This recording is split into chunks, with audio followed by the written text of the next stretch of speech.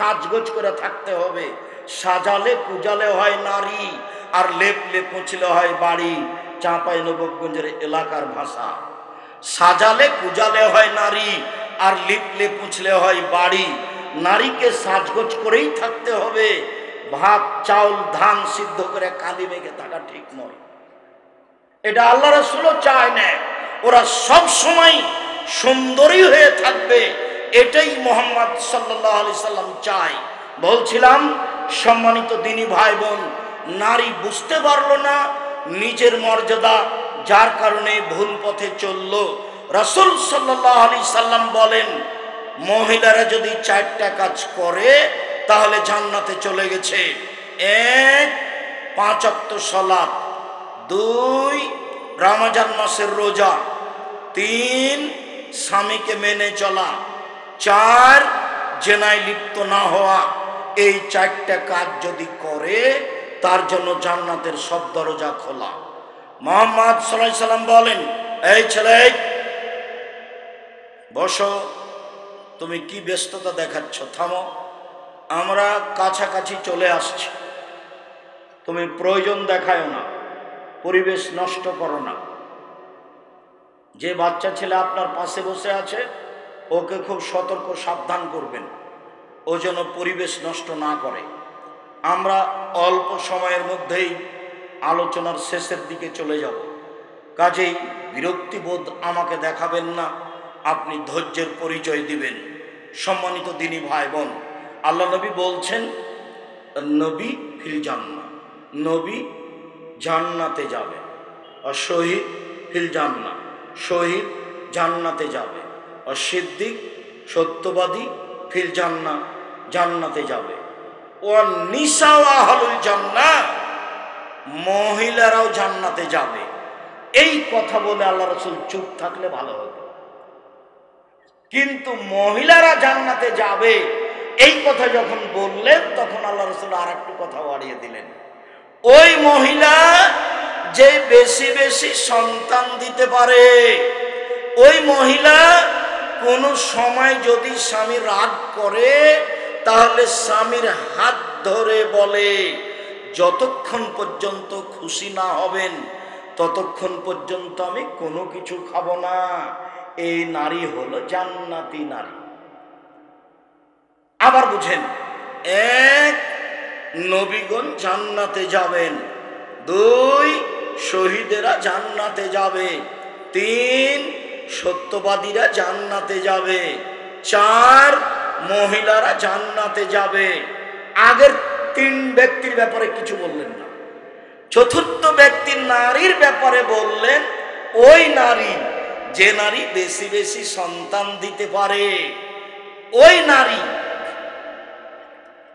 যে নারী স্বামী অসন্তুষ্ট হলে হাতে হাত রেখে বলে, যতক্ষণ পর্যন্ত আপনি খুশি না হবেন ততক্ষণ পর্যন্ত কোনো কিছু খাবো না, এ নারী জান্নাতি নারী। রাসূল সাল্লাল্লাহু আলাইহি ওয়াসাল্লাম বলেন, খায়রুন নিসায়ে, পৃথিবীতে সবচেয়ে দামি নারী ওরা। এই যে আমার হাতাথু, স্বামী আদেশ করলে পালন করে। ওই যা নাজারা এলাইহা সারাথু, স্বামীর সাথে কথা বললে হাসি মুখে বলে। ওই যা গাবানহা হাফেজাথু, স্বামী বাড়িতে না থাকলে নিজেকে কন্ট্রোলে হেফাজতে রাখে, কারো সাথে প্রেম প্রীতির গল্পে লিপ্ত হয় না। 3টে গুণ আছে যে নারীর, সে হলো সবচেয়ে দামি নারী, ও জান্নাতে যাবে। 1, স্বামী আদেশ করলে পালন করে, 2, স্বামীর সাথে কথা বললে হাসি মুখে বলে, 3, স্বামী বাড়িতে না থাকলে নিজেকে কন্ট্রোলে রাখে। মনে থাকবে না?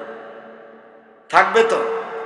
রাসূল সাল্লাল্লাহু আলাইহি সাল্লাম বলেন, আদ-দুনিয়া কুল্লুহা মাতা ওয়া খায়রু মাতা'id দুনিয়াল মারাতু সালিহা, সারা পৃথিবী সম্পদ, সবচেয়ে দামি সম্পদ হলো নারী। নারীদের মর্যাদা ইহুদি দেয়নি, খ্রিস্টান দেয়নি, হিন্দু দেয়নি, জাহেলিয়াতের যুগ যাওয়ার সময় একটা বই দেখবেন, বইয়ের নাম কেন এই নির্যাতন কি তার প্রতিকার। বইয়ের নাম কি? কেন এই নির্যাতন কি তার প্রতিকার। আমরা নির্যাতিত কেন, পথ কোনটা হতে পারে যাতে করে মান ফিরিয়ে পাবো। আর একটা বই ছিল সম অধিকার নয় মর্যাদা চাই। সম অধিকারের দাম নাই, ওটা আমরা চাই না। আমাদের মান মর্যাদা ফিরিয়ে চাই, সেটা আমাদের প্রয়োজন। শুনুন, রাসূল সাল্লাল্লাহু আলাইহি সাল্লাম বলেন আরবাউন লিসাদা, চারটে জিনিস আছে যার সুখময় জীবন তার। চারটে জিনিস আছে যার সুখময় জীবন তার। চারটে জিনিস নেই যার দুঃখময় জীবন তার। এক, আল মারাতুস সলেহা, ভালো স্ত্রী যার সুখময় জীবন তার। আমার মুখের ভাষা নয়, কার মুখের ভাষা? মুহাম্মদ সাল্লাল্লাহু আলাইহি সাল্লামের। ভালো প্রতিবেশী যার সুখময় জীবন তার। প্রতিবেশীর ঠেলা তো বুঝতে পারেন না, যারা জানে তারা বুঝে। প্রতিবেশীর এক বাচ্চা ছেলে ভাত খাওয়ার পরে প্লেটের পানিটা এভাবে চালিয়ে দিয়েছে, তো প্রতিবেশীর বাড়ির দেওয়ালে গিয়ে লেগে গেছে। এই যে লেগে গেল, একবারে বস্তির মহিলা হয়ে ঝগড়া লেগে গেল, এমন কিছু বলল। বস্তির মহিলা মানে ঝগড়াতে সবচেয়ে যেটি বেশি খারাপ কথা বলতে পারবে, তখনও হলো জয়। যখন ঝগড়া থেমে যায় তখনও বলে, যাক মন ঠান্ডা করে বলেছি, যাক কলিজা ঠান্ডা করে বলেছি, বলেছি তো মনটা ঠান্ডা হয়েছে, বলেছি তো মনটা একবারে সহৎ হয়ে গেছে, খুশি হয়েছি। তো অত কিছু বলেছে কেন? প্রতিবেশীর বাচ্চাটা প্লেটের পানি দেওয়ালে দিয়ে দিয়েছে, সেই জন্য তো ভিজে গেছিল। তো এতে কি হলো গালি দিয়ে? প্রতিবেশীর ছাগলের সিম গাছটা কেটে দিয়েছে, সেই জন্য এত গালি। তো গালি দিয়ে কি সিম গাছ ফিরিয়ে পাওয়া গেল? ভালো স্ত্রী যার সুখময় জীবন তার, ভালো প্রতিবেশী যার সুখময় জীবন তার। তিন, আল মারকাবুল হানি, ভালো বাহন যার, ভালো গরুর গাড়ি যার সুখময় জীবন তার। ভালো সাইকেল যার চেন পড়ে না সুখময় জীবন তার।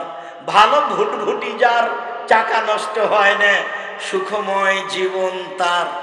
ভালো গাড়ি যার যেখানে সেখানে চাকা নষ্ট হয় না সুখময় জীবন তার।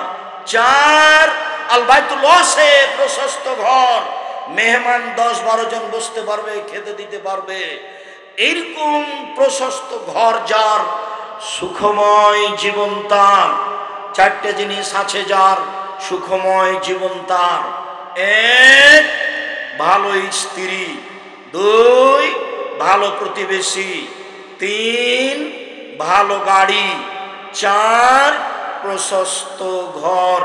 শুনুন, রাসূল সাল্লাল্লাহু আলাইহি সাল্লামের গোলাম সাওবান বলছেন যে লাউ আলিম তো আইয়ুল শাইইন আফজাল মানাত্তাকে যাও, যদি আমরা জানতে পারতাম সবচেয়ে উত্তম সম্পদ কোনটি, যাতে যাকাত লাগে না, সঞ্চিত সম্পদ, তাহলে সঞ্চয় করতাম।